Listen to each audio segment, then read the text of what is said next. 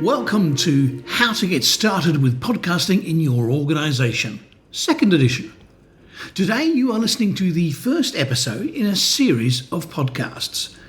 In our journey into organisational podcasting, we're going to be looking at the history of podcasting, where podcasting is now and where it might be going in the future.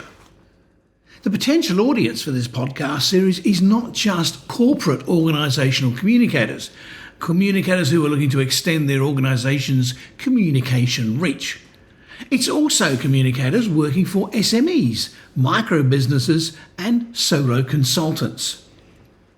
We'll have a look at video podcasting, or vidcasting as many call it, but we won't focus on it as much as we will focus on audio podcasting. We'll also listen to some case studies, and I'm very excited to announce that we will also be listening to some leading lights of YouTube, talking about what makes a vidcast successful. The lessons learned from these leading lights applies equally to podcasting. We'll talk about what some leading lights of the business podcast world think about podcasting and how to make the best use of the very unique nature of the medium. There's plenty of opinions from experts about how to best manage your podcasts. The experts don't always agree on everything, which makes the listening more interesting. Does that sound good to you? It certainly does to me. Okay, let's get started. First stop on our journey is to consider what podcasting is and where it came from, because without knowing the history of podcasting, you're more likely to try and wrestle with problems that were solved 20 years ago. Let's go.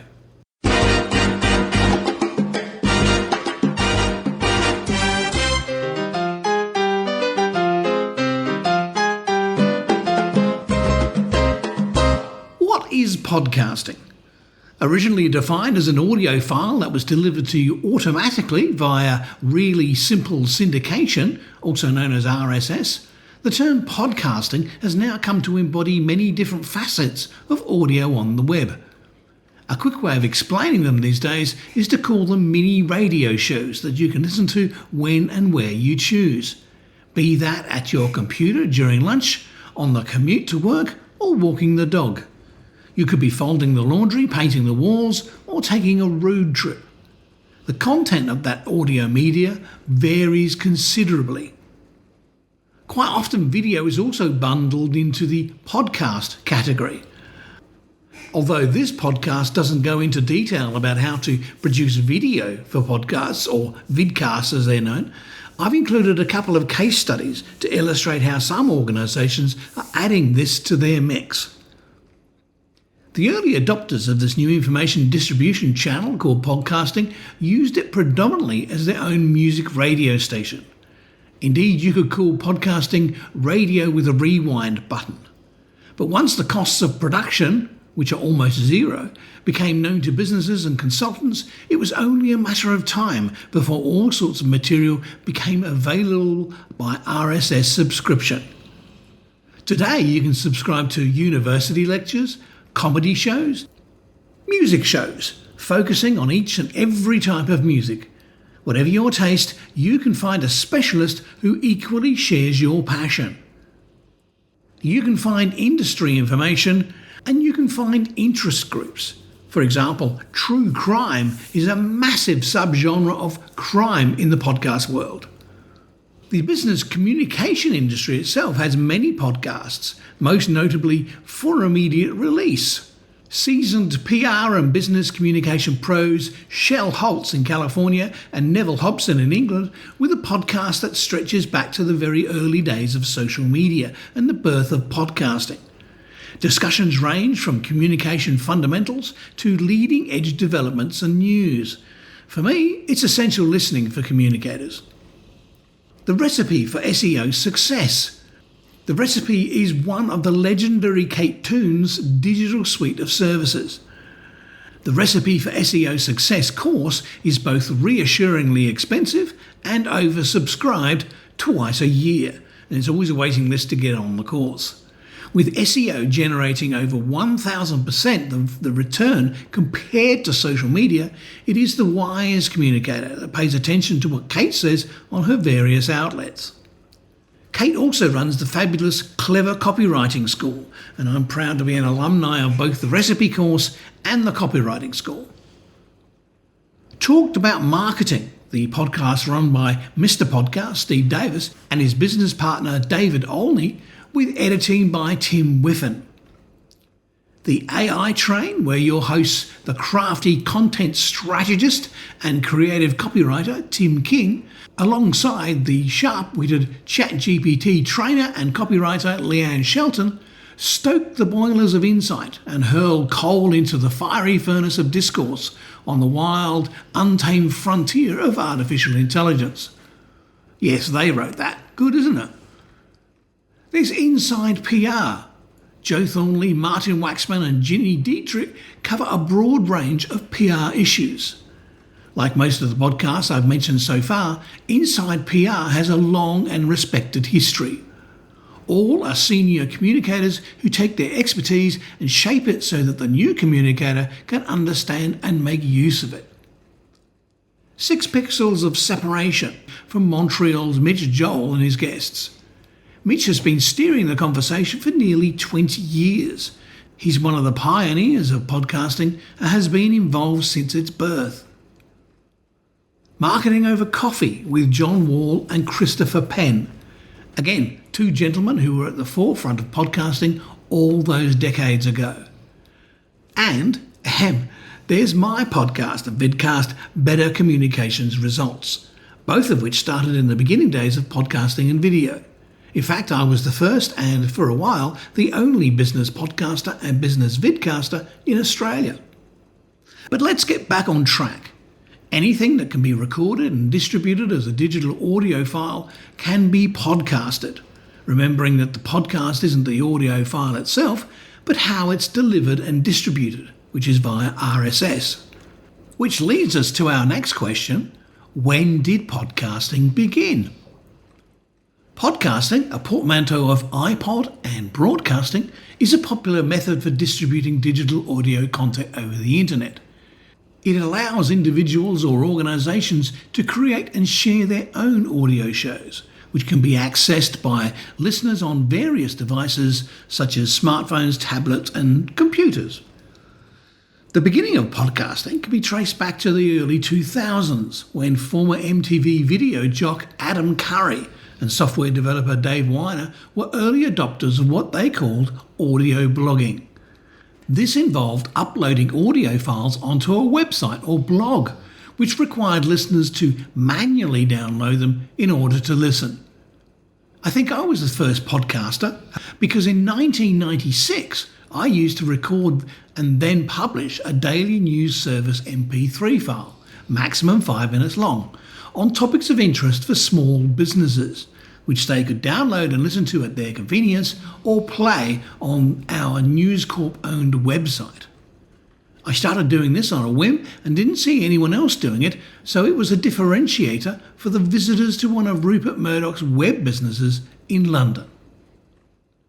However, with the release of Apple's iPod in 2001 and the subsequent rise of portable digital media players, the potential for the on-the-go audio consumption began to emerge.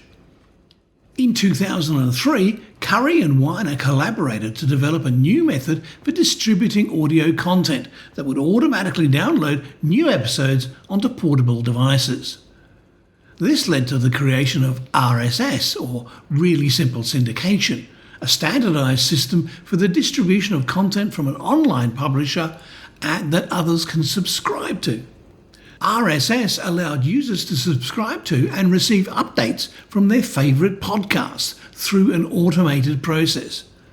This development marked the true beginnings of podcasting as we know it today.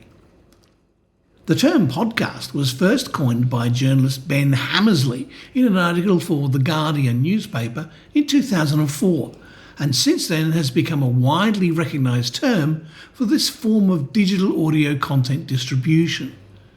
That same year, former MTV video jockey and radio host Christopher Lydon launched the first podcast radio show, called Radio Open Source. This groundbreaking move paved the way for other radio stations and broadcasters to embrace podcasting as a new platform for content dissemination. Podcasting continued to gain popularity in the mid-2000s with the rise of platforms such as iTunes, which made it easier for listeners to discover and subscribe to podcasts. In 2005, Apple introduced the first version of iTunes with built-in support for podcasts. And just a year later, millions of people were using the platform to download and listen to their favourite shows. One key factor in podcasting's early success was its accessibility and low barrier to entry. With relatively simple equipment and software, anyone could create and publish their own audio content without needing a radio station or a broadcasting license. This democratization of audio content allowed for a diverse range of voices and topics to be heard, making podcasting a truly democratic medium. As podcasting continued to grow in popularity, more and more businesses and organisations began to see its potential for marketing and advertising. By 2007, McDonald's had launched its first branded podcast, The Feed, which featured discussions on pop culture and music. This paved the way for other companies to follow suit, utilising podcasting as a platform for brand awareness and reaching new audiences. Today, podcasting has become a thriving industry with an estimated 700,000 active podcasts and over 29 million episodes available worldwide. It continues to evolve and innovate, with advancements in technology making it easier for creators to produce high-quality audio content and for listeners to access and interact with their favourite shows. From its humble beginnings as an experimental form of online radio, podcasting has become a powerful medium for storytelling, education, entertainment, and more. It has given a voice to individuals and communities around the world, connecting people through shared interests and passions. And with its continued growth and advancements, the future of podcasting looks bright. So it can be said that the beginnings of podcasting have not only shaped its present, but also paved the way for its promising future. For example, we are already seeing a rise in live podcasts and interactive content, as well as increased investment from major media companies such as Spotify and Amazon. For your marketing team, the question is not should we, but when will we? Well, that's this first episode of the podcast series, How to Get Started with Podcasting in Your Organisation. Next episode, we'll look at why podcasting is so popular with businesses, both large and small. If something you've heard on this podcast stirs something within you and you'd like to leave a comment, why not make it an audio comment? Record a short comment and email it to me at lee@leehopkins.com. Please add a subject of podcasting podcast so that it stands out in my inbox. I receive about 60 emails a day, so if you don't add a subject to your email, it may get lost in the morass. You can subscribe in Apple Podcasts, and I strongly suggest you do. That way, you won't miss any episode. Until the next episode, take some communications risks because you never know what will pay off, and communicate with passion.